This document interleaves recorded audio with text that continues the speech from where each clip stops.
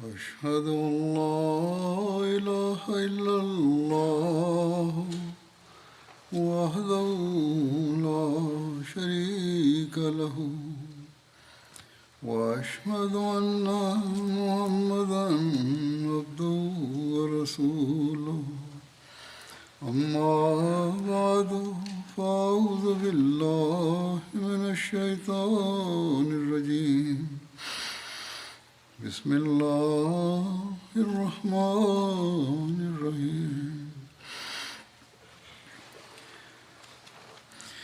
الحمد لله رب العالمين الرحمن الرحيم مالك يوم الدين إياك نعبد وإياك نستعين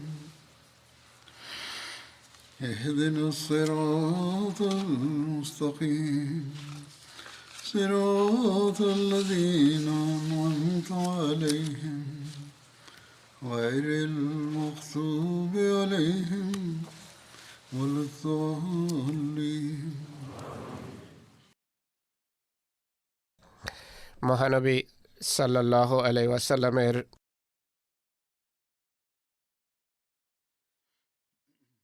জীবনের প্রেক্ষাপটে ওহদের যুদ্ধ নিয়ে আলোচনা হচ্ছিল। এর কিছুটা বিস্তারিত বিবরণ হলো, হুজুর সাল্লাল্লাহু আলাইহি সাল্লাম ওহদের ময়দানে শিবির স্থাপন করেন। মুসলমান বাহিনীর পেছনে ছিল অহদ পাহাড়, যার কল্যাণে পেছন দিক থেকে আক্রমণের হাত থেকে নিরাপদ হয়ে যায় মুসলমান বাহিনী। অবশ্য একদিকে গিরিপথ ছিল। এই জায়গাটা এমন ছিল যে স্থান থেকে শত্রু সুযোগে আক্রমণ করতে পারত। মহানবী সাল্লাল্লাহু আলাইহি সাল্লাম এই আশঙ্কা এবং স্পর্শকাতরতা অনুভব করে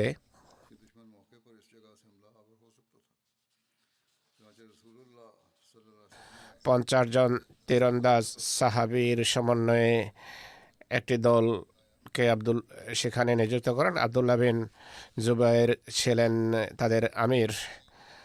তাদেরকে সেখানে মোতায়েন করেন। এসব তীরন্দাজকে মহানবী যে দিক নির্দেশনা দিয়েছিলেন, সেই প্রেক্ষাপটে বুখারীর শব্দ হলো, ইন রাআইতুমুনা তাখতাফুনা আত-তায়রা ফালা তাবরাহু মাকানাকুম হাযা হাত্তা উরসিলা ইলাইকুম রাআইতুমুনা হাজামনাল কওমা ওয়া আওতানাহুম ফালা তাবরাহু হাত্তা উরসিলা ইলাইকুম।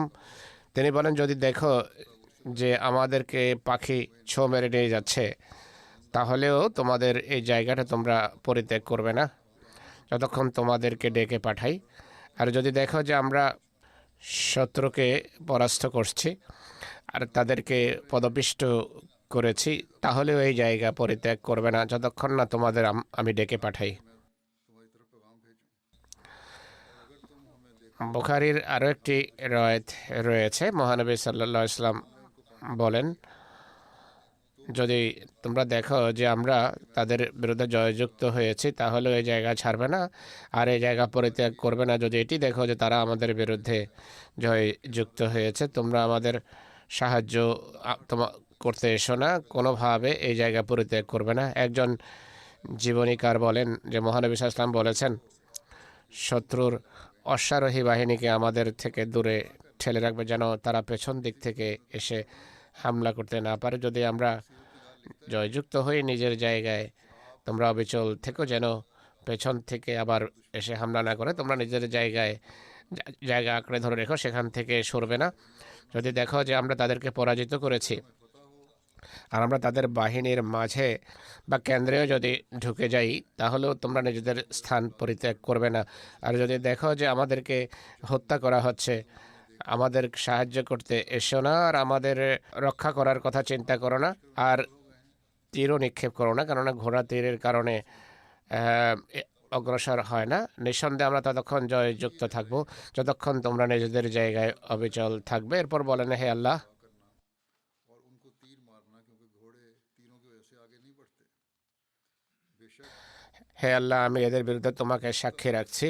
একজন লেখক লিখেছেন, মহানবী সাল্লাল্লাহু আলাইহি সাল্লাম তখন বলেন, যদি দেখো আমরা মালে গনিমত একত্রিত করছি, তোমরা আমাদের সাথে যোগ দিতে এসো না। সর্বাবস্থায় আমাদের সুরক্ষার কাজ অব্যাহত রাখবে।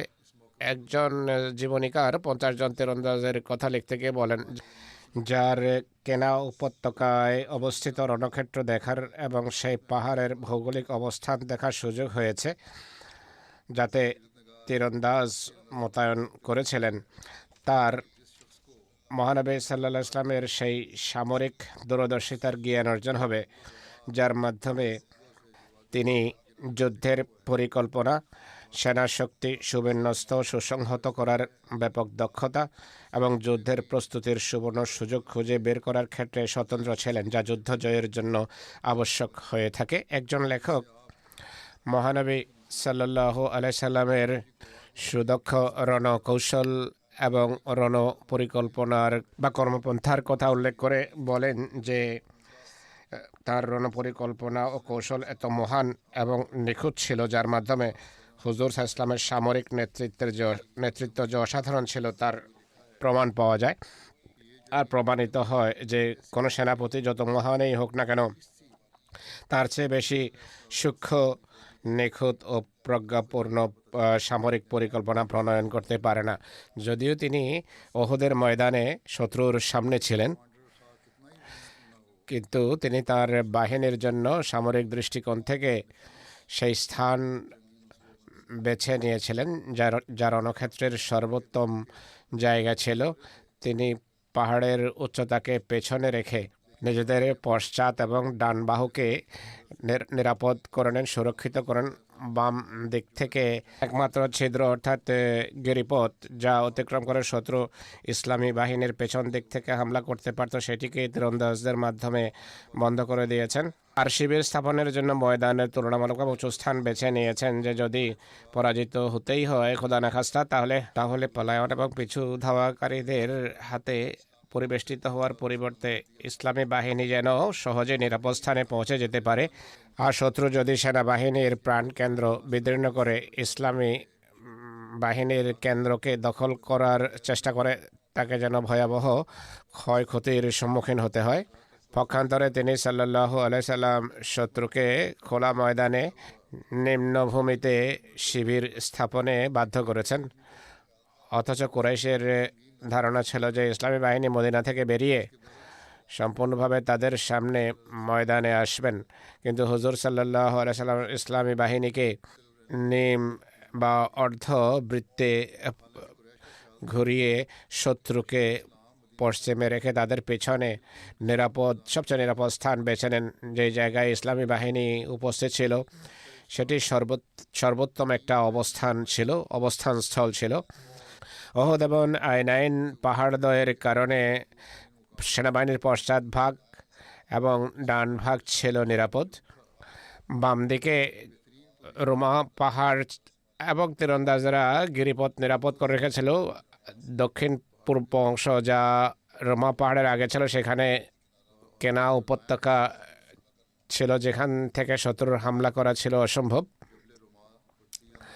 এ সম্পর্কে সিরাত খাতামান নবীনে হযরত সাহেবজাদা মির্জা বশির আহমদ সাহেবও লিখেছেন। তিনি বলেন, মহানবী সাল্লাল্লাহু আলাইহি ওয়াসাল্লাম খোদার সাহায্যে ভরসা করে অগ্রসর হন। ওহুদ ময়দানে শিবির স্থাপন এমনভাবে করেছেন যে ওহুদ পাহাড় ছিল মুসলমানদের পশ্চাতে, মদিনা ছিল যেন সামনে।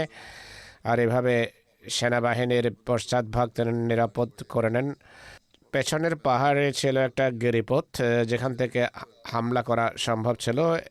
এটিকে সুরক্ষিত করার যে ব্যবস্থা নিয়েছেন তা হলো আব্দুল্লাহ বিন জুবাইরের নেতৃত্বে 50 জন তীরন্দাজ সাহাবীকে সেখানে মোতায়েন করেন। তাদেরকে তাকিদপূর্ণ নির্দেশ দেন যে যাই হোক না কেন এই জায়গা পরিত্যাগ করবে না, শত্রুকে লক্ষ্য করে তীর ছুটতে থাকবে। এই গিরিপথের সুরক্ষার দায়িত্বে তিনি আব্দুল্লাহ বিন জুবাইরকে নিযুক্ত করে বারবার বলেন যে দেখো এই কোনোভাবে জনশূন্য না থাকে, এমনকি যদি দেখো যে আমরা জয়যুক্ত আর শত্রু পালিয়ে গেছে তাহলে ওই জায়গা কোনোভাবে পরিত্যাগ করবে না। আর যদি দেখো যে মুসলমানরা পরাজিত আর শত্রু আমাদের বিরুদ্ধে জয়যুক্ত তাহলেও এই স্থান পরিত্যাগ করবে না। এমনকি এক রওয়ায়েতে রয়েছে যে যদি দেখো পাখি আমাদের মাংস ছিঁড়ে ছিঁড়ে খাচ্ছে দেহ থেকে তাহলেও তুমি এই জায়গা পরিত্যাগ করবে না যতক্ষণ না তোমাকে এই জায়গা ছেড়ে দেওয়ার নির্দেশ দেওয়া হয়। হজরত মুসলেহ মাউদ রাদিয়াল্লাহু তাআলা আনহু এই সম্পর্কে বর্ণনা করেন যে অবশেষে মহানবী ওহদে পৌঁছেন। সেখানে পৌঁছে এক পাহাড়ি গিরিপথে 50 জন সৈন্য মোতায়েন করেন আর তাদের নেতাকে তাকিদপূর্ণ নির্দেশ দেন যে এই গিরিপথ এতটা গুরুত্বপূর্ণ কৌশলগতভাবে যে আমরা মারা যাই বা জয়যুক্ত হই, তোমরা এই স্থান পরিত্যাগ করবে না। এরপর 650 সৈন্য নিয়ে শত্রুর মোকাবেলায় বের হন, যাদের সংখ্যা ছিল শত্রু সংখ্যার মোকাবেলায় 1/5। या जीत जाएं, तुम इस जगह से ना हिलना। इसके बाद आप बकिया साहब তীরন্দাজ বাহিনীকে दुश्मन के मुकाबले के लिए निकले, जो अब दुश्मन की तादाद से करीबन 5वां हिस्सा था।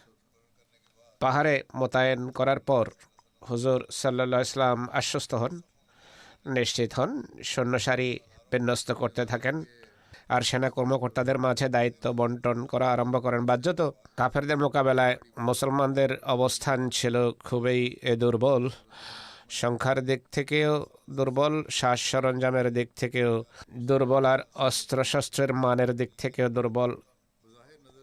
উভয় পক্ষের মাঝে অনেক পার্থক্য ছিল। এসব দৃষ্টিকোণ থেকে সংখ্যাগত দিক থেকে একজন মুসলমানের বিপরীতে ছিল অন্ততপক্ষে 4 জন মুশরিক। এভাবে মুশরিক বাহিনীর অশ্বারোহী দল অস্ত্রশস্ত্রের দিক থেকেও মুসলমানদের চেয়ে ছিল ভালো অবস্থানে। অধিকন্তু ইসলামী বাহিনীর বেশিরভাগ যুবক ছিল বর্মহীন, শুধু 100 বর্মধারী ছিল, অথচ কাফের বাহিনীতে ছিল 700 বর্মধারী। আর এই সংখ্যা পুরো মুসলমান সেনা সংখ্যার সমান ছিল। মুশরিক লস্কর তাদের বাহিনীকে 10টি সারিতে বিভক্ত বা বিন্যস্ত করে রেখেছিল। ইসলামী বাহিনীর শুধু ছিল 2টো সারি আর 50 জন তীরন্দাজ গিরিপথে মোতায়েন ছিল, যা রণক্ষেত্রের সবচেয়ে গুরুত্বপূর্ণ স্থান বা গুরুত্বপূর্ণ জায়গা যা মুসলমানদের নিয়ন্ত্রণে ছিল। মহানবী সাল্লাল্লাহু আলাইহি সাল্লাম সেনাবাহিনীর ডান পাশের দায়িত্ব দিয়েছিলেন হযরত জুবাইর বিন আওয়ামকে এবং বাম পাশের দায়িত্ব দিয়েছিলেন ওমর বিন গনবীকে। আর জিজ্ঞেস করেন মুশরিকদের পতাকা কে বহন করছে? উত্তর দেয়া হলো তালহা বিন আবি তালহা। হুজুর সাল্লাল্লাহু আলাইহি সাল্লাম বলেন, প্রতিশ্রুতি রক্ষায় আমরা তাদের চেয়ে বেশি বিশ্বস্ত। আলীর হাত থেকে পতাকা নিয়ে তিনি মুসাব বিন উমাইরের হাতে পতাকা তুলে দেন। তার সম্পর্ক ছিল বনু আব্দুদ্দার বিন কুসাইয়ের সাথে। কুরাইশের পতাকাবাহী এই গোত্রের সদস্য ছিল, অর্থাৎ কুরাইশের যে গোত্রের সৈন্য মুশরিক পতাকা বহন করছিল সেই গোত্রের মুসলমান সেনার হাতে তিনি নিজের পতাকা তুলে দেন। আর লেখক লিখেছে যে ইসলামের অভ্যুদয়ের পূর্বে পতাকা বহনের দায়িত্ব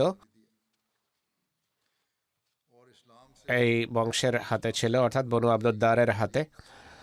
আর অঙ্গীকার রক্ষার অর্থ হলো কুসাইয়ের সেই অঙ্গীকার, অর্থাৎ জাতিগত বিশ্বস্ততার অঙ্গীকার, যার সম্পর্কে তিনি বলেন যে আমরা অঙ্গীকার রক্ষা করে থাকি। সেদিন মুসলমানদের নারা ছিল আমেত আমেত।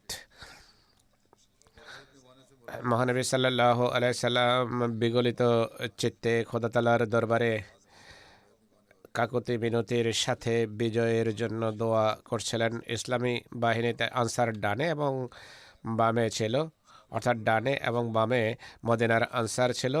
সেনাবাহিনীর কেন্দ্রস্থল, যেখানে যুদ্ধের সময় শত্রুর সবচেয়ে বেশি চাপ থাকে, সেখানে মহানবী মুহাজিরদের সাথে অবস্থান নিয়েছিলেন। মাঝে সেনাবাহিনীর প্রাণকেন্দ্রে ছিলেন তিনি। তার অবস্থান স্থল ছিল দ্বিতীয় সারির মাঝে। তিনি দাঁড়িয়েছিলেন প্রথম সারির পেছনে, দ্বিতীয় সারির প্রাণ কেন্দ্রে। সাহাবীদেরকে নির্দেশ দিয়ে রেখেছিলেন যে আমাদের পক্ষ থেকে নির্দেশ পাওয়ার পূর্বে কেউ যেন আগ আগ বেড়ে হামলা না করে। মুসলিমের রওয়ায়াত হলো, হযরত আনাস বর্ণনা করেন, মহানবী সাল্লাল্লাহু আলাইহি সাল্লাম ওহদের দিন এই দোয়া করছিলেন, আল্লাহুম্মা ইন্নাকা ইন তাশা লা তুবাদ ফিল আরদ। হে আল্লাহ, যদি তুমি না চাও তাহলে পৃথিবীতে তোমার ইবাদত করা হবে না, অর্থাৎ সাহায্য যদি না করো পরিস্থিতি এমনই হবে। কোনো কোনো রওয়ায়েতে আছে হুজুর সাল্লাল্লাহু আলাইহি সাল্লাম বদরের যুদ্ধের দিন এই দোয়া করেছিলেন। সে বদরের যুদ্ধের প্রেক্ষাপটের কথা বলা হয়েছে। মুসলিমের ব্যাখ্যা লেখা আছে যে হয়তো উভয় ক্ষেত্রে মহানবী এই দোয়া করেছেন। হযরত সাদ বিন আবি ওয়াক্কাসের পক্ষ থেকে বর্ণিত হয়েছে যে আব্দুল্লাহ বিন জাহাশ বলেন, তোমরা আমার সাথে আসো, আমরা সম্মিলিতভাবে খোদার কাছে দোয়া করব। তারা এক জায়গায় পৃথকভাবে দোয়া শুরু করেন।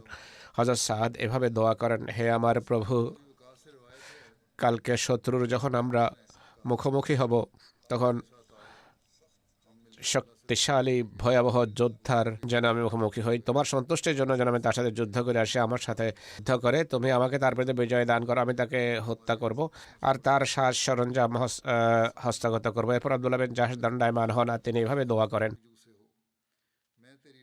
হে আল্লাহ, কাল আমাকে এমন ব্যক্তির মুখোমুখি করো যে খুবই শক্তিশালী এবং ভয়াবহ যোদ্ধা হবে। তোমার সন্তুষ্টির জন্য আমি তার সাথে যেন যুদ্ধ করি আর সে আমার বিরুদ্ধে যুদ্ধ করে। এরপর সে যেন আমাকে ধরে আমার নাক ও কান কেটে ফেলে। এরপর কালকে যখন তোমার সাথে যখন আমি মিলিত হব, তুমি আমাকে জিজ্ঞেস করবে যে হে আমার বান্দা, তোমার কান এবং নাক কোন কারণে কাটা পড়লো? আমি বলবো, হে আল্লাহ, তোমার এবং তোমার রসুল সাল্লাল্লাহু আলাইহি ইসলামের সন্তুষ্টির জন্য আমার সাথে এমনটি ঘটেছে। তখন আল্লাহ তাআলা বলবেন যে হ্যাঁ, তুমি সত্য বলেছ। হযরত সাদ বিন আবি ওয়াক্কাস বলেন, হে আমার পুত্র,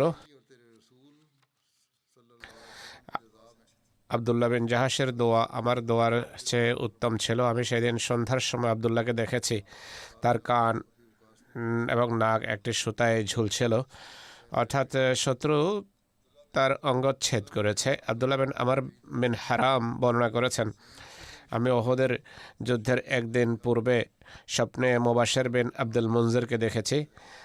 তাদের উভয়ে যে দোয়া করেছিলেন সেগুলো পূর্ণ হয়েছে। একজন শত্রুর বিরুদ্ধে জয়যুক্ত হয়েছে, দ্বিতীয়জন ভয়াবহ যুদ্ধ করে অবশেষে শাহাদাত বরণ করেছেন।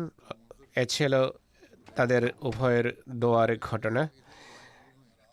লেখা আছে, আব্দুল্লাহ বিন আমর বিন হারাম বর্ণনা করেন, ওহদের যুদ্ধের একদিন পূর্বে আমি স্বপ্নে মুবাশশির বিন আব্দুল মুনজিরকে দেখেছি।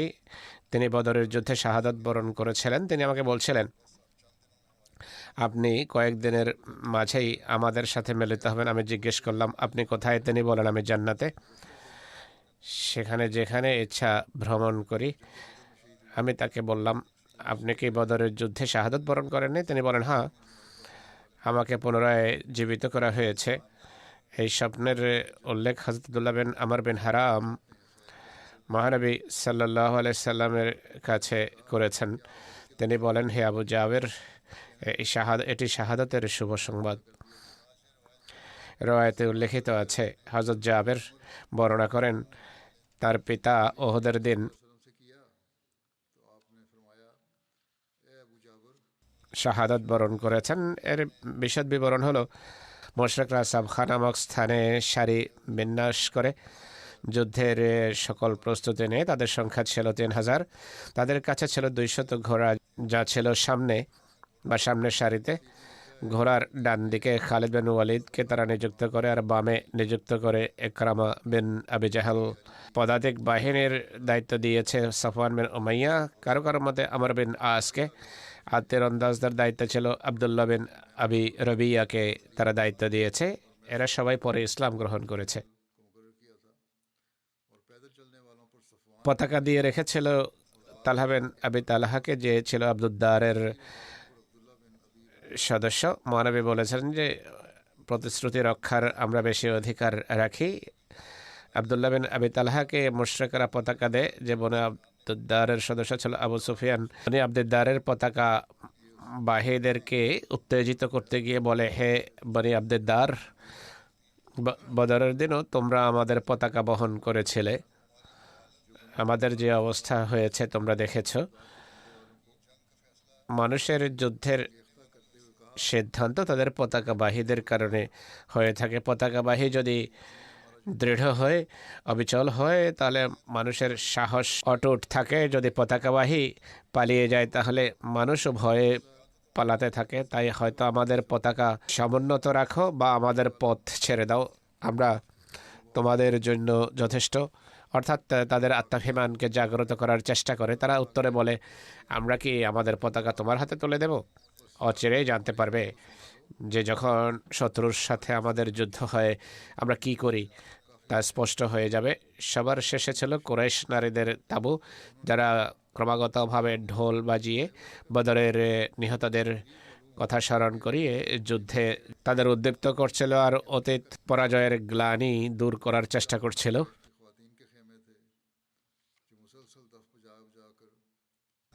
হযরত মির্জা বশির আহমদ সাহেব সিরাত খাতামুন নবীনের বিস্তারিত বর্ণনা দিয়েছেন। তিনি লেখেন, নিজের পেছন দিককে পুরোপুরি নিরাপদ করে হুজুর সাল্লাল্লাহু আলাইহি ওয়াসাল্লাম ইসলামী বাহিনীকে সারিবদ্ধ করেন আর বিভিন্ন দলের পৃথক পৃথক আমির বা কর্মকর্তা নিযুক্ত করেন। তখন তাকে সংবাদ দেওয়া হয় যে কুরাইশ বাহিনীর পতাকা তালহার হাতে রয়েছে।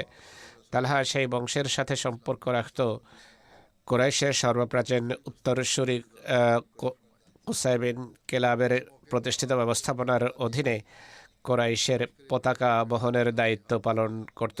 এটি দেখে মহানবী যখন এটি অবগত হন, তিনি সাল্লাল্লাহু আলাইহি ওয়াসাল্লাম বলেন, আমরা জাতিগত বিশ্বস্ততা প্রদর্শনের সবচেয়ে বেশি অধিকার রাখি। হযরত আলীর কাছ থেকে মুহাজিরদের পতাকা নিয়ে তিনি মুসআব বিন উমাইরের হাতে তুলে দেন, যিনি এই বংশেরই এক সদস্য ছিলেন, যার সাথে ছিল তালহার সম্পর্ক। অপরদিকে কুরাইশ বাহিনীও সারিতে বিন্যস্ত ছিল। আবু সুফিয়ান ছিল কুরাইশ বাহিনীর সেনাপতি। কুরাইশ বাহিনীর ডান হাতের কমান্ডার ছিল খালিদ বিন ওয়ালিদ আর বাম বাহুতে ছিল ইকরামা বিন আবি জাহল। তীরন্দাজরা ছিল আব্দুল্লাহ বিন রবিয়ার নেতৃত্বে। মহিলারা পেছনে ঢোল বাজিয়ে রণসঙ্গীত গেয়ে পুরুষদেরকে উদ্দীপ্ত করছিল।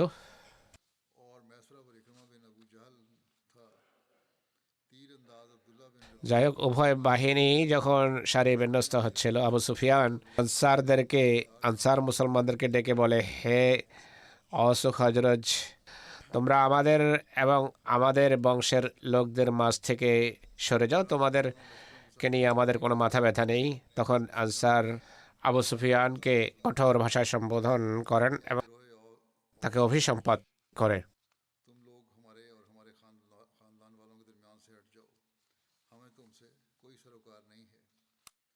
যুদ্ধের সূচনা সর্বপ্রথম করেছে আবু আমের ফাসেক। অজ্ঞতার যুগে তাকে রাহেব বা সন্ন্যাসী বলে সম্বোধন করা হতো। মহানবী তার নাম রেখেছেন ফাসেক বা দুরাচারী, পাপাচারী। এ ব্যক্তি মদিনা থেকে মক্কায় পালিয়ে যায় এবং কুরাইশকে বলতো যে আমার জাতির সাথে যখন গিয়ে মিলিত হব, পুরো জাতি আমার সঙ্গ দেবে। তার এই ভুল ধারণা ছিল যে আমি সেখানে গিয়ে আমার নাম উল্লেখ করলেই আনসার মুসলমানদের ছেড়ে আমার সাথে যোগ দেবে। যাই হোক, সে জাতির 50 ব্যক্তিকে নিয়ে সামনে আসে। বলা হয় তার সাথে গিয়েছিল 15 জন মক্কা থেকে, বাকি বিভিন্ন গোত্র থেকে সমবেত করা হয়েছে এবং মক্কাবাসীদের কিছু কৃতদাসও ছিল। সে উচ্চস্বরে ডেকে বলে, হে আউস, আমি হলাম আবু আমের। আনসাররা বলে যে, হে দুরাচারী, তোর হৃদয় যেন প্রশান্ত না হয়। আনসারদের এই উত্তর যখন সে শুনল, বলল যে আমার অবর্তমানে আমার জাতি অনিষ্টের শিকার হয়েছে। এরপর সে ভয়াবহ যুদ্ধ করে। এরপর সে তাদের লক্ষ্য করে পাথর ছুটতে থাকে। আবু আমরের পুত্র হযরত হানজালা মুসলমানদের পক্ষ থেকে যুদ্ধে অংশগ্রহণ করেন।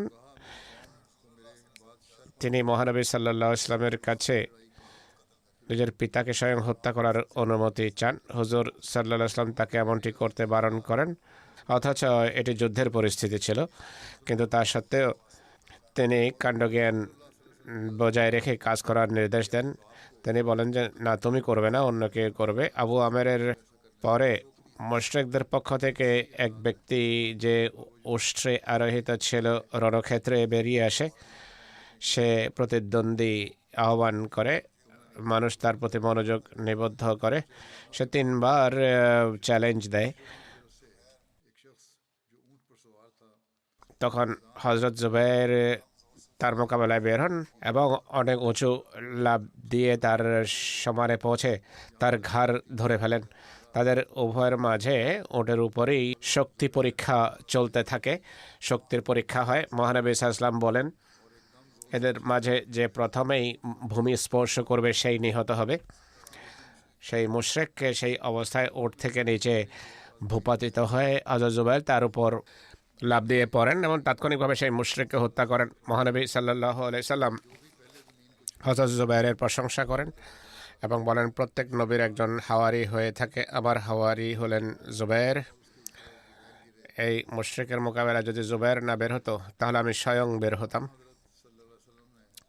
মানুষের মাঝে যখন সংঘর্ষ চলছিল আর পরস্পরের কাছাকাছি এগিয়ে আসে, তখন উতবার কন্যা হিন্দা মহিলাদের সাথে দাঁড়িয়ে যায় আর মহিলারা ঢোল বাজাচ্ছিল। হিন্দা রণসঙ্গীত গেয়ে বলে যে, হে বনি আব্দিদ্দার, হে নিজেদের পেছনের হেফাজতকারীরা, এগিয়ে যাও আর অতি দক্ষতার সাথে তরবারির উজ্জ্বল্য প্রদর্শন করো। আমরা সম্মানিত মানুষের কন্যা।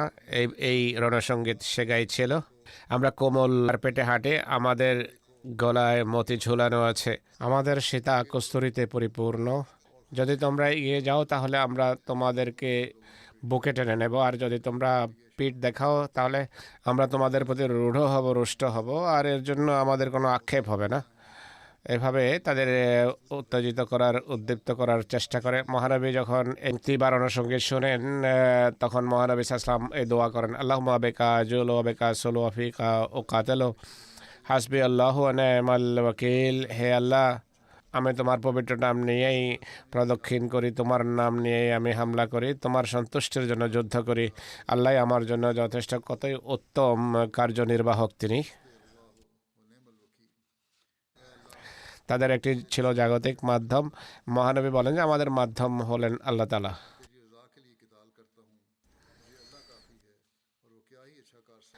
উভয় বাহিনীর মাঝে যথারীতি যুদ্ধ আরম্ভ হয়। সেদিন কঠিন এবং রক্তক্ষয়ী যুদ্ধ হয়। আবু দুজানা আনসারি, তালহা বিন ওবায়দুল্লাহ, হামজা বিন আব্দুল মুত্তালিব, আলী বিন আবু তালেব, আনাস বিন নাজার এবং সাদ বিন রবি প্রমুখ যুদ্ধে অসাধারণ বীরত্ব প্রদর্শন করেন। আল্লাহ তাআলা স্বীয় সাহায্য অবতীর্ণ করেন আর নিজের প্রতিশ্রুতির সত্য প্রমাণ করেছেন। মুসলমানরা মুশরিকদেরকে তরবারি দিয়ে টুকরো টুকরো করেছে।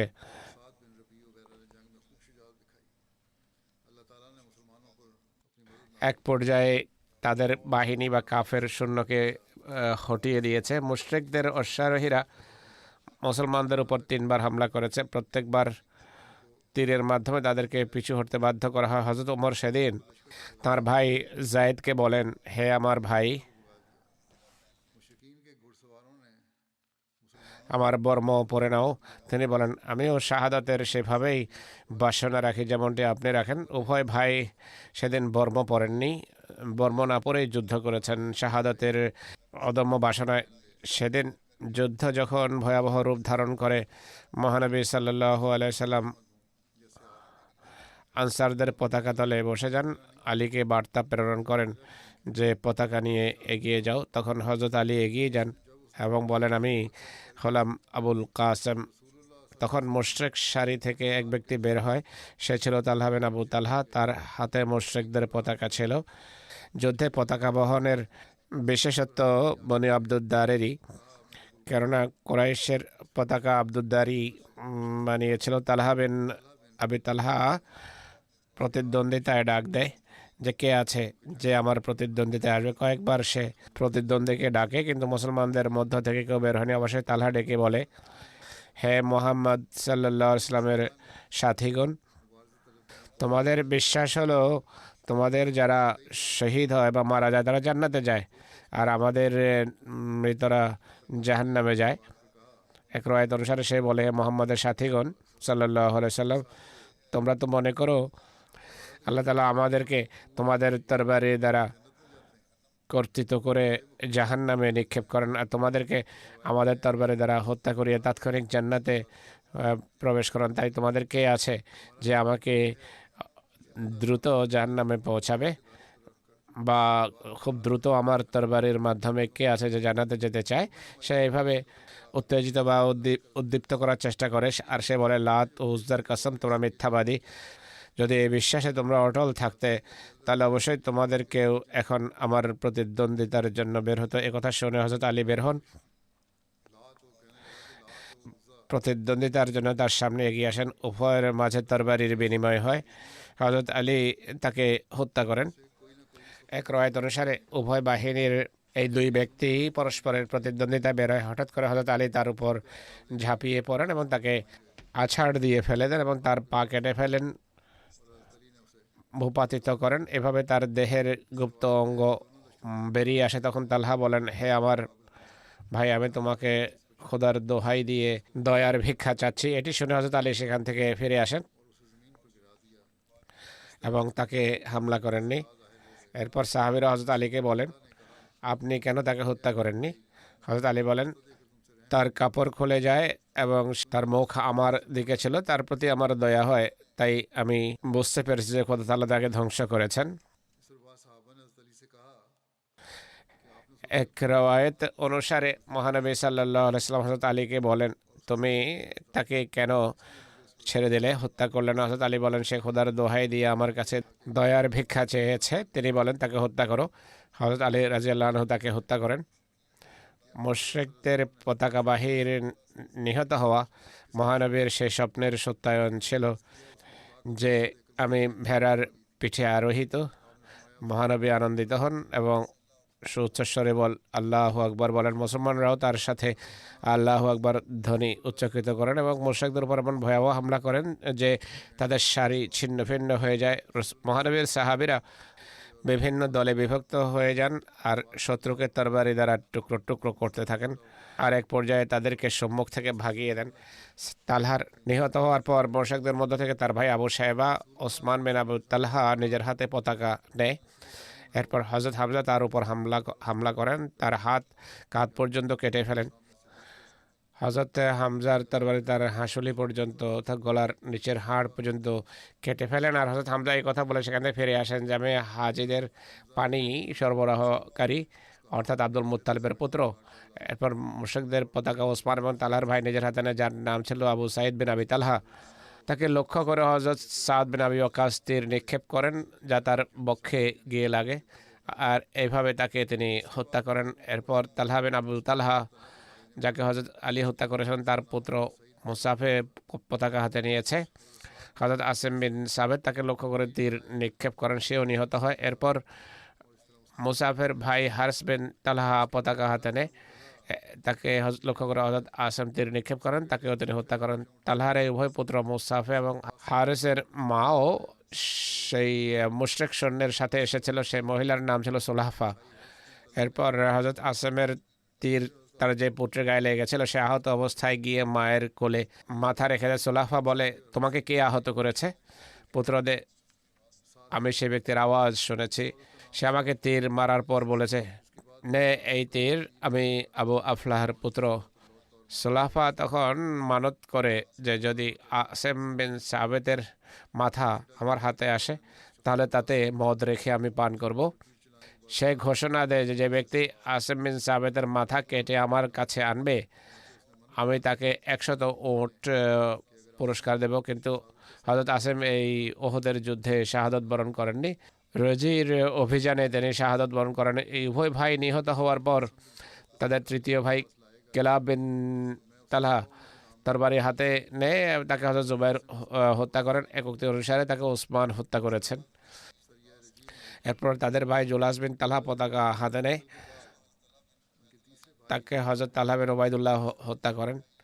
এভাবে চার ভাই, অর্থাৎ মুসাফে, হার্স, কেলাব এবং জেলাস, তাদের পিতা তালহার মতো সেখানে নিহত হয়। আর তাদের সাথে তাদের চাচা ওসমান এবং আবু সাইদও সেদিন উহুদের যুদ্ধে নিহত হয়। এরপর কুরাইশের পতাকা আত্তাহ বিন সুরাহবিল উঠান, তাকে হযরত আলী হত্যা করেন। এক উক্তি অনুসারে হযরত হামজা হত্যা করেছেন। এরপর সুরাইহ বিন কারেস পতাকা নিজের হাতে নিয়ে আর সেও নিহত হয়, কিন্তু কে তাকে হত্যা করেছে তা জানা যায়নি। এরপর পতাকা আবু যায়েদ বিন আমর নিজের হাতে বহন করে তাকে কুজমান হত্যা করেন। এরপর সুরাহ বিন হাশেমের পুত্র পতাকা উচ্চকিত করে, তাকেও কুজমান হত্যা করেন। এরপর তাদের কৃতদাস সওয়াজ পতাকা নিজের হাতে নেয়। এক ইথিওপিয়ান দাস ছিল, সে যুদ্ধ করতে থাকে। এক পর্যায়ে তার হাত কেটে যায়, বা হাত কাটা পরে সে মাটিতে বসে গিয়ে নিজের বক্ষ এবং ঘাড় দিয়ে পতাকা উঁচিয়ে রাখে। তাকেও এরপর কুজমান হত্যা করেন। এক উক্তি অনুসারে তার হত্যাকারী ছিলেন সাদ বিন আবি ওয়াক্কাস, অপর উক্তি অনুসারে হযরত আলী ছিলেন। যা হোক, সব পতাকাবাহী যখন নিহত হয়, ধরাশায়ী হয়ে যায়, মুশরিকরা তখন পরাজিত হয়ে পালাতে থাকে। তাদের মহিলারা তাদের ধ্বংসের দোয়া করছিল, যেভাবে মহানবী স্বপ্নে দেখেছিলেন যে পতাকাবাহী মারা যাবে। সবাই নিহত হয়। মুসলমানরা পিছু ধাওয়া করে তাদের হত্যা করছিল, তাদেরকে সৈন্যবাহিনী থেকে দূরে ঠেলে দেয়। কুরাইশ বাহিনীর সাথে আগত মহিলারাও পালাতে থাকে। কুরাইশের পরাজয়ে তাদের এতে আর কোনো সন্দেহ রইল না। মুসলমান মুশরিক বাহিনীতে ঢুকে পড়ে আর মালে গনিমত একত্রিত করতে থাকে। হযরত মির্জা বশির আহমদ সাহেব এ সম্পর্কে লিখছেন যে সর্বপ্রথম কুরাইশ বাহিনী হতে আবু আমের এবং তার সাথীরা এগিয়ে আসে। সে অস গোত্রের সদস্য ছিল এবং মদিনাবাসী ছিল। সে রাহেব বা সন্ন্যাসী নামে প্রসিদ্ধ ছিল। মহানবী সাল্লাল্লাহু আলাইহি ওয়াসাল্লাম যখন মদিনা আসেন, এর স্বল্পকাল পর সেই ব্যক্তি হিংসা বিদ্বেষে তেলে বেগুনে জ্বলে ওঠে এবং কয়েকজন সঙ্গী সাথীকে নিয়ে মক্কা চলে যায়। আর মক্কার কুরাইশকে মহানবী এবং মুসলমানদের বিরুদ্ধে খেপাতে থাকে, প্ররোচিত করতে থাকে। উহুদের যুদ্ধে সে কুরাইশ বাহিনীর মিত্র সেজে যুদ্ধ করতে আসে। অদ্ভুত বিষয় হলো, আবু আমরের পুত্র হযরত হানজালা খুবই নিষ্ঠাবান মুসলমান ছিলেন। যুদ্ধের সময় ইসলামী বাহিনীর অংশ ছিলেন, পরম বীরত্বের সাথে যুদ্ধ করে শাহাদত বরণ করেন। আবু আমের যেহেতু অস গোত্রের লোকদের অন্তর্ভুক্ত ছিল, তাই তার দৃঢ় বিশ্বাস ছিল যে এতদিনের বিচ্ছেদের পর মদিনাবাসীদের সামনে যখন যাব, আমার ভালোবাসায় তাৎক্ষণিকভাবে তারা মোহাম্মদ রসুল্লাহকে ছেড়ে আমার সাথে যোগ দেবে। এই আশায় আবু আমের তার সাথীদেরকে নিয়ে সর্বপ্রথম এগিয়ে আসে আর উচ্চস্বরে ডেকে বলে, হে অস গোত্রের লোকেরা, আমি আবু আমের। আনসার সমস্বরে উত্তর দেয় যে, হে পাপাচারী, দুরাচারী, তোর হৃদয় প্রশান্ত না হোক, এখান থেকে পালিয়ে যা। এরপর একের সাথে এত জোরে পাথর মারে যে আবু আমের কাণ্ডজ্ঞান হারিয়ে পিছন দিকে পালাতে থাকে। এই দৃশ্য দেখে কুরাইশের পতাকাবাহী তালহা এগিয়ে আসে। উত্তেজিত এবং অহংকার কলুষিত কণ্ঠে প্রতিদ্বন্দ্বীকে ডাকে হযরত আলী এগিয়ে আসেন আর তরবারের 2-4টি আঘাতেই তাকে টুকরো টুকরো করে ফেলেন। এরপর তালহার ভাই ওসমান এগিয়ে আসে, তার বিরুদ্ধে বের হন হযরত হামজা, গিয়েই তাকে ভূপাতিত করেন। কাফিররা এই দৃশ্য দেখে যার পর নাই ক্রোধান্বিত হয় এবং গণহামলা করে বসে। মুসলমানরাও লাউকা ধ্বনি উচ্চকিত করে এগিয়ে আসে। উভয় বাহিনী পরস্পরের উপর ঝাঁপিয়ে পড়ে। এক কথায় কুরাইশের পতাকাবাহী নিহত হওয়ার পর উভয় বাহিনী পরস্পরের উপর ঝাঁপিয়ে পড়ে আর রক্তক্ষয়ী যুদ্ধ হয়। দীর্ঘক্ষণ উভয় পক্ষ থেকে হত্যা এবং রক্তক্ষয়ী যুদ্ধের ধারা অব্যাহত থাকে। অবশ্যই ইসলামী বাহিনীর সামনে কুরাইশ বাহিনীর পা উপড়ে যেতে থাকে। প্রসিদ্ধ ইংরেজ ঐতিহাসিক স্যার উইলিয়াম মিওর লেখেন যে মুসলমানদের ভয়াবহ হামলার সামনে কুরাইশ বাহিনীর পা উপড়ে যেতে থাকে। কুরাইশ বাহিনী বেশ কয়েকবার পেছন থেকে এসে ইসলামী বাহিনীর বাম দিকে হামলা করবে, কিন্তু প্রত্যেকবার সেই 50 জন তীরন্দাজের তীরের আঘাতে পিছু হটতে হয়েছে, যা মুহাম্মদ সাল্লাল্লাহু আলাইহি ওয়াসাল্লাম বিশেষভাবে মোতায়েন করেছিলেন। মুসলমানদের পক্ষ থেকে উহুদের ময়দানেও সেই বীরত্ব, সেই সাহসিকতা এবং মৃত্যুর প্রতি সেই ভ্রুক্ষেপহীনতা তারা দেখিয়েছেন, যা বদরের ময়দানে প্রদর্শন করেছিলেন। এটি স্যার উইলিয়াম মিউরের কথা। মক্কা বাহিনীর সারিগুলো ছিন্ন ভিন্ন হয়ে পড়ছিল। যখন হযরত আবু দুজানা তার হেলমেটে লাল রুমাল বেঁধে তরবারি নিয়ে হামলা করছিলেন সেই তরবারি দ্বারা যা মোহাম্মদ রসুল্লাহ তাকে দিয়েছিলেন। চতুর্দিকে যেন তিনি মৃত্যু পরিরচনা করছিলেন। হামজা তার মাথায় ওট পাখির ফলকের বল হিল্লোলিত করে সর্বত্র তাকে দেখা যাচ্ছিল। আলী তার দীর্ঘ এবং হিল্লোলিত কাপড়ের উঁচিয়ে জুবাইর তার উজ্জ্বল হলুদ পাগড়ি পরিহিত অবস্থায় ইলিয়টের বীরদের ন্যায় যেখানে যেতেন শত্রুর জন্য মৃত্যু এবং দুশ্চিন্তার বার্তা নিয়ে যেতেন। উইলিয়াম মেয়র যে ইলিয়টের কথা বলেছে এটি গ্রিক পৌরাণিকের একজন হিরো যার কথা তিনি উল্লেখ করেছেন, যারা ছিল ভয়াবহ যোদ্ধা।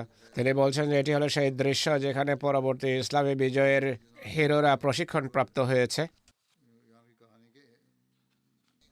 বস্তুত যুদ্ধ হয় এবং ভয়াবহ রক্তক্ষয়ী যুদ্ধ হয়, দীর্ঘক্ষণ বিজয়কে লাভ করবে সেটি অনিশ্চিত ছিল। অবশেষে আল্লাহ তাআলার কৃপায় কুরাইশের পা উপড়ে যায়, তাদের বাহিনীর ভিতর বিশৃঙ্খলা এবং নৈরাজ্যের লক্ষণাবলী প্রকাশ পেয়ে যায়। কুরাইশের পতাকাবাহী একে একে নিহত হয়। তাদের মাঝে প্রায় নয় ব্যক্তি পালা করে তাদের জাতীয় পতাকা হাতে নিয়েছে, কিন্তু তাদের সবাই পালাক্রমে মুসলমানদের হাতে নিহত হয়েছে, যেভাবে পূর্বে বলা হয়েছে। অবশেষে তালহার এক ইথিওপিয়ান কৃতদাস যার নাম ছিল সওয়াব, সে বীরত্বের সাথে পতাকা নিজের হাতে নেয়, কিন্তু তার উপরও এক মুসলমান এসে আঘাত করে। একই আঘাতে তার উভয় হাত কেটে ফেলে এবং কুরাইশ পতাকা মাটিতে পড়ে যায়। কিন্তু সওয়াবের বীরত্ব এবং উদ্দীপনার প্রমাণ হলো সে সেই পতাকার সাথে মাটিতে পড়ে যায়, পতাকা বুকের টেনে নিয়ে আবার উচ্চকিত করার চেষ্টা করে, কিন্তু সে মুসলমান যে পতাকা মাটিতে পড়ে যাওয়ার মূল্য বুঝতো তরবারির আঘাতে সওয়াবকে সেখানে টুকরো টুকরো করে ফেলে। এরপর কুরাইশের কোনো ব্যক্তি পতাকা ওঠানোর সাহস দেখায়নি। অপরদিকে মুসলমানরা মহানবীর নির্দেশ পেয়ে তার নারায় তাকবীর উচ্চকিত করে পুনরায় ভয়াবহ হামলা করে শত্রুর বাকি থাকা সারি ছিন্ন ভিন্ন করে শত্রু সেনার বক্ষ বিদীর্ণ করে পশ্চাৎ সারিতে অবস্থিত মহিলা পর্যন্ত পৌঁছে যায়। নিমেষেই ময়দান পরিষ্কার হয়ে যায়, কুরাইশ বাহিনী পালিয়ে যায়। এক পর্যায়ে মুসলমানদের জন্য এমন স্বস্তিকর পরিস্থিতি সামনে আসে যে তারা মালে গনিমত সমবেত করার কাজে লেগে যায়। হযরত মুসলিহ মাউদ রাদিয়াল্লাহু তাআলা আনহু বর্ণনা করেছেন যে যুদ্ধ হয় আল্লাহ তাআলার সাহায্য এবং সহায়তা ও সমর্থনের স্বল্পক্ষণের ভিতর 650 মুসলমানের বিপরীতে 3000 মক্কার অভিজ্ঞ বাহিনী লেজ গুটিয়ে পালায়। মুসলমানরা তাদের পিছু ধাওয়া আরম্ভ করে। গিরিপথের সুরক্ষার জন্য যারা দায়িত্বে ছিল তারা তাদের নেতাকে বলে যে শত্রু এখন পরাজিত হয়ে গেছে, আমাদেরও জেহাদের পুণ্যের ভাগী হওয়ার অনুমতি দেওয়া হোক। তাদের নেতা বাধা দেন, মহানবীর কথা স্মরণ করান, কিন্তু তারা বলেন যে মহানবী সাল্লাল্লাহু আলাইহি ওয়াসাল্লাম যা কিছু বলেছিলেন সেটি জোর দেওয়ার উদ্দেশ্যে বলেছেন, নতুবা তার কথার অর্থ এটি হতে পারে না যে শত্রু পালিয়ে গেলেও তোমরা সেখানে দাঁড়িয়ে থাকবে। এই কথা বলে তারা গিরিপথ ছেড়ে দেন আর রণক্ষেত্রে ঝাঁপ দেন। অবাধ্যতার কারণে পরবর্তীতে যে ফলাফল সামনে এসেছে সেটি নিয়েও পরে আলোচনা হবে। আবু দুজানার তরবারি সম্পর্কে উইলিয়াম মেয়র যেভাবে লিখেছেন, তাফসীরেও লেখা আছে মহানবী সাল্লাল্লাহু আলাইহি ওয়াসাল্লামের তরবারি নিয়ে এর প্রতি সুবিচার যে সাহাবী করেছেন তিনি কে ছিলেন। হযরত আনাস বর্ণনা করেন এই সম্পর্কে যে মহানবী সাল্লাল্লাহু আলাইহি ওয়াসাল্লাম ওহদের দিন একটি তরবারি হাতে নেন এবং বলেন, মাই ইয়াখুযু মিন্নি হাযা, এই তরবারি আমার হাত থেকে কে নেবে? সব সাহাবী নিজেদের হাত বাড়িয়ে দেন, তাদের প্রত্যেকেই বলেন আমি আমি তিনি সাল্লাল্লাহু আলাইহি ওয়াসাল্লাম পুনরায় বলেন, মাই ইয়াখুযুহু বিহাক্কিহি, কে এই তরবারির প্রতি সুবিচার করতে পারবে? হযরত আনাস বলেন তখন মানুষ থেমে যায়। তখন হযরত সাম্মাক বিন খারশা আবু দুজানা বলেন, আমি এই তরবারির প্রতি সুবিচার করতে পারবো। হযরত আনাস বলেন তিনি তরবারি নিজের হাতে নেন এবং মুশরিকদের মাথা ফাটিয়ে দেন, অর্থাৎ এর প্রতি সুবিচার করেন। ইবনে উতবা লিখেছেন যে মহানবী সাল্লাল্লাহু আলাইহি ওয়াসাল্লাম যখন তরবারি দেখান হযরত ওমর সেটি চান, মহানবী তাকে দেননি। হযরত ওমর চেয়েছেন, এরপর জুবায়ের চান, তিনি উপেক্ষা করেন তাকেও। উভয়কে দেননি। তাদের উভয় আক্ষেপ করেন। এক রওয়ায়েতে রয়েছে জুবায়ের 3বার তরবারি চেয়েছেন, প্রত্যেকবারই মহানবী তাকে এড়িয়ে যান। হযরত আলী দাঁড়িয়ে তরবারি চাইলে মহানবী তাকে বলেন যে তুমি বসো, তাকেও দেননি। অন্য রওয়ায়েতে রয়েছে তখন যে সমস্ত সাহাবী তরবারি পাওয়ার বাসনা ব্যক্ত করেছেন তাদের মাঝে হযরত আবু বকরও ছিলেন। একটি রওয়ায়েত অনুসারে হযরত আবু দুজানা জিজ্ঞেস করেন এই তরবারির প্রতি সুবিচার বলতে কি বোঝায়।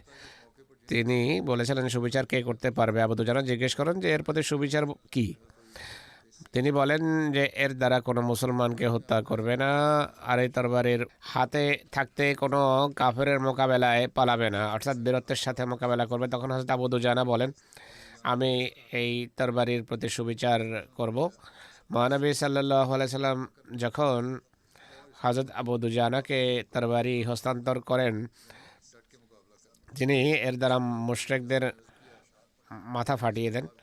তখন তিনি এই পংক্তি পড়েন আনাল্লাযী আহাদানি খলিলি ওয়া নাহনু বিসসাফি লাদান নাখাইলি আল্লাহ আকুমা দাহরা ফিল কয়ুল আদরব বিসাইফিল্লাহি ওয়ার রাসূল। আমি সে যার কাছ থেকে আমার বন্ধু প্রতিশ্রুতি নিয়েছেন যখন আমরা সাফা নামক স্থানে খেজুর বৃক্ষের কাছে ছিলাম। প্রতিশ্রুতি হলো আমি সেনাবাহিনীর পেছনের সারিতে দাঁড়াবো না, আল্লাহ এবং রসুলের তরবারি দিয়ে যেন শত্রুর বিরুদ্ধে যুদ্ধ করি। যাই হোক, হযরত আবু দুজানা রাদিয়াল্লাহু আনহু তরবারি নিয়ে অহংকারের সাথে শত্রুর মাঝে হাঁটতে থাকেন এবং মহানবী সাল্লাল্লাহু আলাইহি ওয়াসাল্লাম বলেন যে ইন্না হাযিহি মাশিয়াতুন ইউবগিযুহা আল্লাহ আযজা ওয়া জাল ইল্লা ফি হাযাল মাকাম। এটি এমন একটি অঙ্গভঙ্গি যে আল্লাহ তাআলার অপছন্দনীয় শুধু এই জায়গা বা রণক্ষেত্র ছাড়া।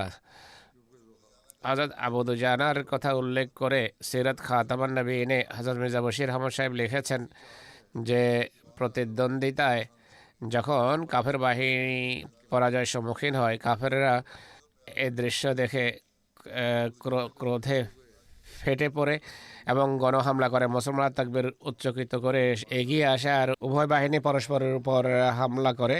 মহানবী সাল্লাল্লাহু আলাইহি তরবারি হাতে নিয়ে বলেন কে আছে যে এটি নিয়ে এর প্রতি সুবিচার করবে। অনেক সাহাবী সেই তরবারি পাওয়ার বাসনায় হাত প্রসারিত করে, যাদের মাঝে হযরত ওমর, হযরত জুবায়ের এবং রওয়ায়াত অনুসারে হযরত আবু বকর এবং হযরত আলীও তাদের মাঝে ছিলেন।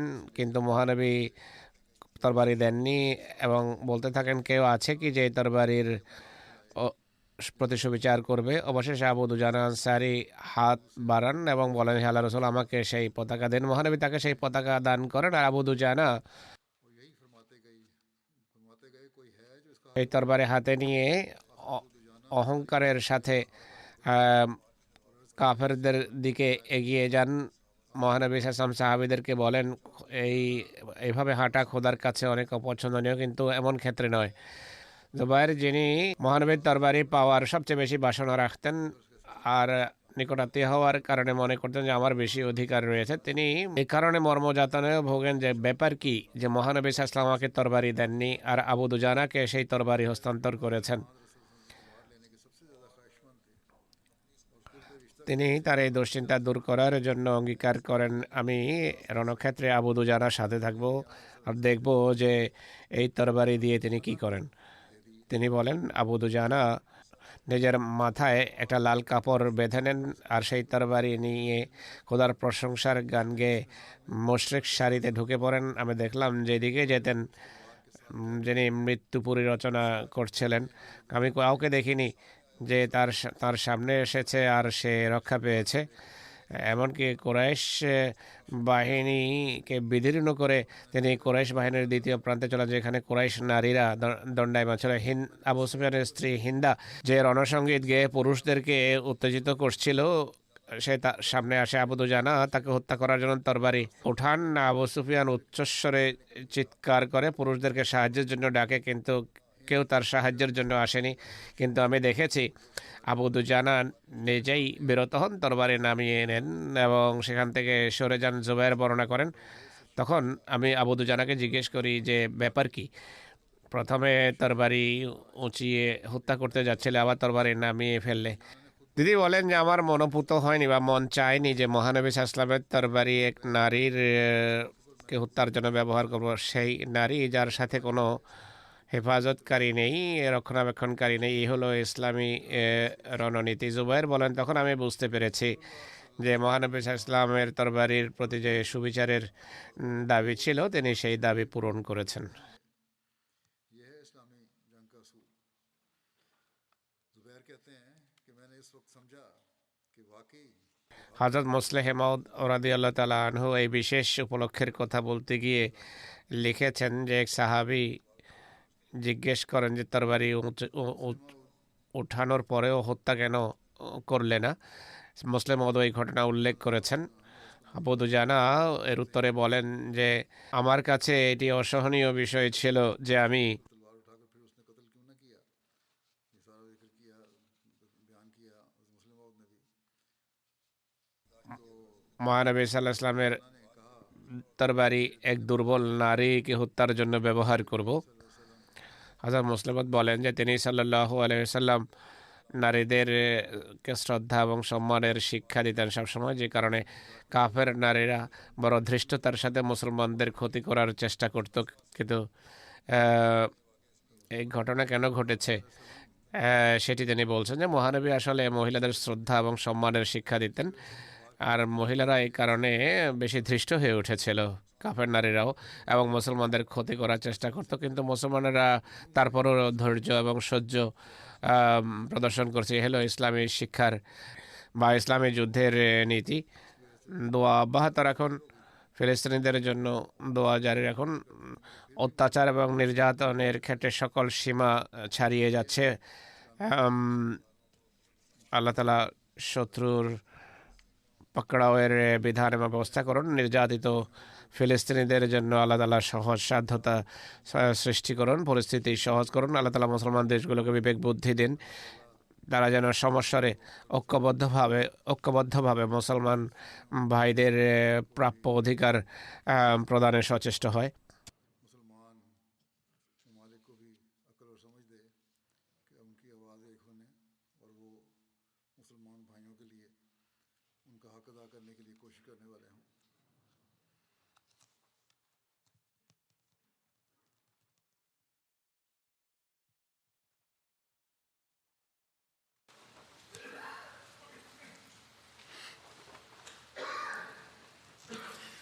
الحمد